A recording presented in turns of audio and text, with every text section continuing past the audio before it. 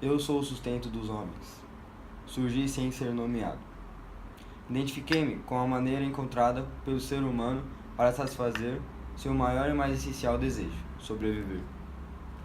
Nasce então no momento em que a humanidade toma consciência de suas fragilidades frente ao mundo, vendo-se à mercê da necessidade de alimentar-se, abrigar-se, inovar-se, sobretudo manter-se vivo. No início dos tempos, fui eu quem regia a busca por alimento e conforto. Surgi para ser carregado como um fardo, nascendo como um grande peso nos ombros dos homens. Vi meus primeiros indícios na caça e na colheita pré-histórica, mas fui realmente gerado quando o Liberté deu início à atividade agrícola e à criação de animais, resultados no processo de sedentarização. Nessa época também me encontrava na desigualdade na distribuição de tarefas entre gêneros. Talvez a primeira divisão trabalhista tenha surgido quando os homens foram relegados à caça e o sustento familiar e as mulheres à educação e o cuidado com o abrigo. A segregação hierarquizou os sexos em uma relação de poder que agregou a moral social. Colère e Civitas carregaram até hoje as feridas ainda abertas do patriarcalismo e da exclusão feminina.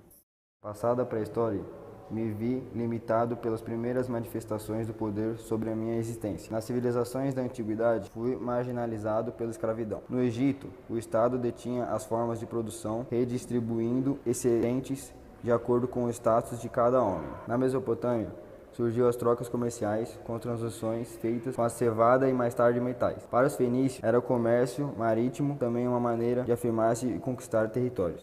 Mas foi na Grécia que descobri realmente minha origem e meu nome. Lá eu me expressava de duas formas. Para as classes mais elevadas, como o clero, os filósofos e todos que tivessem tempo para dedicar à vida civil e política, eu era atividade intelectual. Já o esforço físico cabia apenas aos escravos e às classes menos favorecidas, era, segundo as elites, um castigo. Tripalium, eis minha etimologia, essência e vida. Instrumento de tortura, que provoca dor, cansaço, demanda tempo e estresse. Sou, desde então, a corrente do homem e eu pretendo a responsabilidade da sobrevivência. Com o feudalismo, fui reformulado. Transformei-me em servo. Não mais era comercializado. Estava, todavia, preso à terra. Trabalhava nas propriedades agrícolas sem receber salários para servir a um senhor que me concedia, em troca apenas alguma comida e um cantinho para morar. Continuava, assim, preso à estratificação social e ao terreno que me abrigava, ou que me tolhia. Com a crise que deu fim à Idade Média, fui inovado, pelo menos teoricamente. Com a morte de muitos servos, devido à fome, às péssimas condições estruturais e às pestes, vi a população trabalhadora reduzir-se tanto que com certeza não conseguiria sozinho suprir as demandas de abastecimento da sociedade. Foi então que o poder, utilizando-se estrategicamente de colère, buscou todos os artifícios possíveis para converter a imagem que tinha sido vinculada sobre mim até então. Tornei-me libertador, segundo o Estado. Leis contra vadiagem, fábulas que estimulavam a população à vida trabalhista. A igreja me tecendo como um caminho à purificação dos pecados terrenos. Minha popularidade cresceu. Mas eu continuava, algemados aos interesses do governo. Meu serviço era a ele.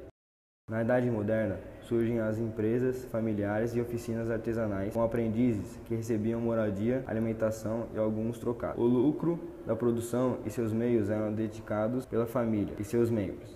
Tudo isso, porém, mudou com a Revolução Industrial. Os meios de produção, assim como o local de trabalho, desvinculou-se oficialmente da moradia do operário, fazendo nascer o ideal de emprego. A classe proletariada, emergente, cada vez mais especializada em sua função, perdendo a noção geral de seu trabalho, passa pelo que Marx chamou do processo de alienação. Surgem os sindicatos, surge a indignação contra as máquinas, nasce a modernidade. No Brasil, foi resumido desde a colonização, a escravidão. Africanos eram trazidos para cá para constituir o país sem, entretanto, ter acesso às riquezas que construía. Trabalharam no plantio de cana, na mineração e, quando proibida sua comercialização, os africanos tornaram-se italianos, japoneses, imigrantes do café, produzindo o desenvolvimento de terras alheias. A principal alteração na concepção trabalhista brasileira veio com o governo Vargas e a consolidação dos direitos trabalhistas durante o Estado Novo. Naquela época, era eu quem definia a dignidade e a cidadania dos brasileiros. Aliei-me à colère, nos sambas da legitimidade e na construção da imagem de um brasileiro ideal.